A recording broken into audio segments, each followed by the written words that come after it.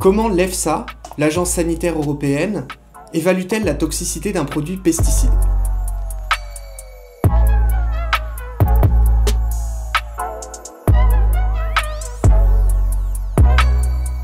Eh bien, elle n'évalue pas la toxicité du produit que vous allez retrouver dans les champs et dans les jardins. Pour chaque produit, elle évalue seulement l'effet isolé de certains composés déclarés par le fabricant, qu'elle nomme notamment substances actives ou impuretés.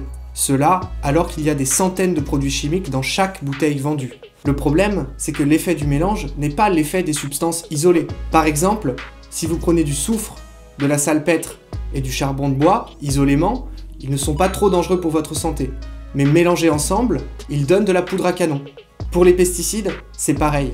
L'effet combiné des différentes substances est une véritable bombe à retardement pour notre santé, dont l'effet n'est pas mesuré par l'EFSA. On parle là des substances qui ne sont pas déclarées par les fabricants et que l'étude Seralini-Gingère a détectées. De l'arsenic, des hydrocarbures aromatiques polycycliques, du plomb, des métaux lourds.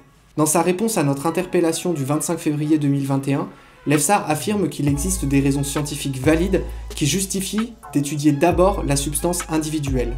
Sauf que pour Gileric Seralini, ces raisons ne sont valides qu'en recherche fondamentale et n'ont aucun intérêt dans une approche de santé publique. L'EFSA nous affirme par ailleurs qu'elle étudie seulement certaines formulations représentatives du pesticide, c'est-à-dire certaines formes du mélange vendu par les industriels. Pourquoi certaines et pas toutes? Et d'ailleurs, que contiennent ces formulations? L'EFSA dit qu'elles sont composées de substances actives et d'impuretés. Mais que veulent dire ces termes?